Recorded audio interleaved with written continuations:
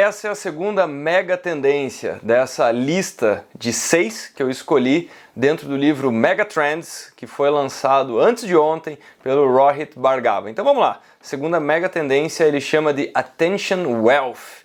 Então ele coloca que a nova riqueza do mundo é a atenção das pessoas. Então quem conseguir capturar a atenção das pessoas vai conseguir desenvolver, vai conseguir fazer o seu negócio crescer. Vai muito em linha com aquela velha história que as pessoas falam, né, que os dados se transformaram no novo petróleo, né? Mas os dados nada mais são do que a coleta da atenção de algum consumidor, né? Então seja numa rede social, num app, num site, não importa. E aí ele fala do crescimento do fear of missing out. O que é isso? É a famosa tensão que as pessoas têm sentido de que elas estão perdendo alguma coisa.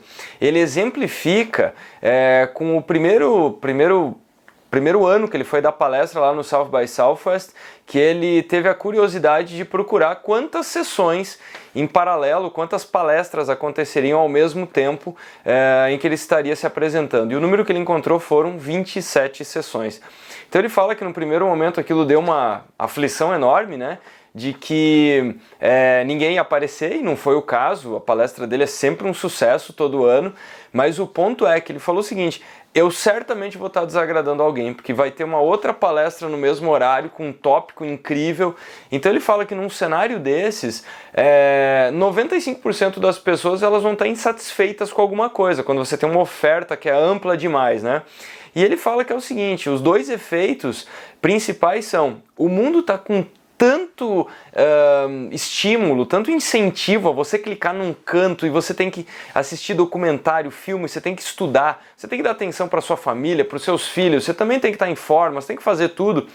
Então ele fala que as pessoas nunca estão 100% presentes em lugar algum. As pessoas nunca estão fazendo algo de coração, justamente por esse medo de que, ao fazer uma coisa, ela está deixando de fazer outras 20, né? E a oferta de alternativas é tão grande que isso traz um sentimento paralisante. Então, na hora de tomar uma escolha, a pessoa não consegue, porque no momento que ela tomar a decisão, aquilo está sendo um compromisso, e quando ela assume esse compromisso, sempre parece que não foi a decisão ótima. Então, e é uma coisa que é muito fato, né? E ele fala que essa busca pela atenção das pessoas tem mudado a estratégia das empresas, né? Então, por exemplo, ele traz o case da Red Bull, né? Que há muitos anos faz aquele festival que é engraçadíssimo, que é o Flugtag.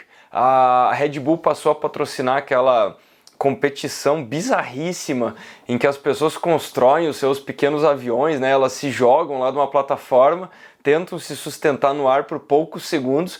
Na verdade é uma grande festa, né? Então a Red Bull, ela tenta estar lá no imaginário das pessoas, né? Com um momento de diversão, música, DJs. Então quando a pessoa for comprar uma latinha de Red Bull no futuro, ela vai vivenciar um pouco daquilo.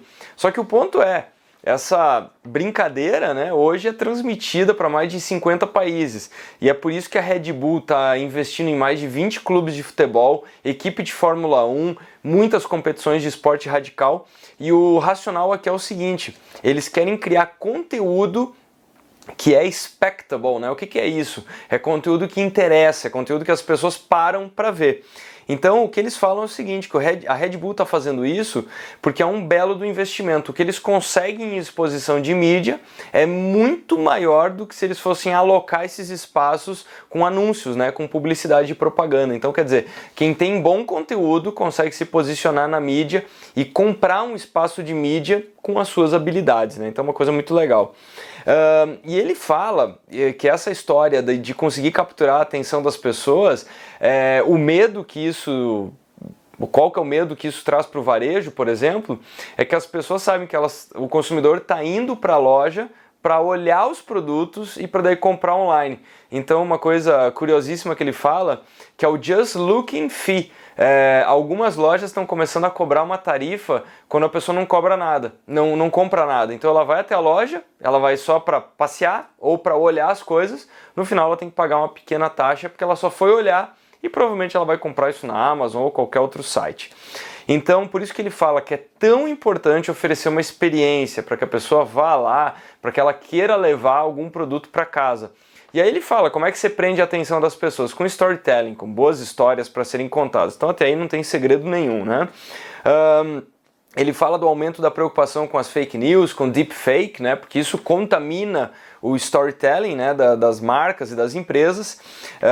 Essas histórias têm... A automação do storytelling tem invadido todos os segmentos, né, e ele conta algumas histórias bem preocupantes. Por exemplo, nas eleições nas Filipinas, tinha uma candidata que produziram uma série de deepfakes com ela. O que são os deepfakes? São vídeos produzidos por inteligência artificial, né? Você já deve ter visto algum Trump cantando Queen, né? E esse tipo de coisa engraçada. Só que quando usado para o mal, você consegue hoje colocar palavras na boca de qualquer pessoa. E no caso dessa candidata, eles fizeram deepfakes de vídeos íntimos, pretensos vídeos íntimos, que não tinham sido filmados. Resultado, ela perdeu as eleições.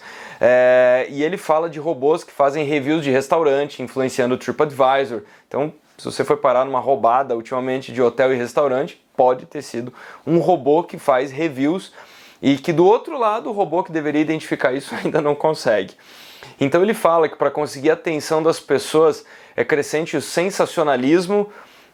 Concordo integralmente também. Eu tenho me afastado fortemente de sites de notícia, porque você não sabe se a manchete que você está vendo é para te pescar. Se você, um costume que eu tenho, quando eu vejo uma matéria, tá falando tal coisa do político A, do B, você vai ver na íntegra o vídeo e o discurso daquela pessoa. Foi usado um pequeno trecho de frase, né? Então te leva a crer, inclusive, que às vezes a pessoa estava apontando numa outra direção. Só que poucos se dão o trabalho de ler na íntegra, né? Então esse sensacionalismo é preocupante e está criando esse afastamento. Por isso que as pessoas estão menos interessadas em TV, em assistir jornal, porque ela não sabe se aquilo está sendo informativo ou uma grande perda de tempo. Então ele cita uma expressão bem bacana, que ele fala o seguinte: os jornais têm tentado mostrar que tem fogo, as pessoas têm procurado esperar o cheiro de fumaça. Então as pessoas têm cada vez menos comprado esse ímpeto, né? esse primeiro impulso, aí clique aqui, leia tal escândalo e tal. E aí que ele fala da importância da curadoria de conhecimento, dos influenciadores, você encontrar bons perfis no LinkedIn, no Instagram, sei lá, no YouTube, para você seguir, que são pessoas que têm a preocupação em te trazer conteúdo de qualidade. Por isso que ele cita o crescimento dos podcasts, né, e desse tipo de plataforma. Então ele fala que na economia da informação, a atenção das pessoas é a moeda de troca.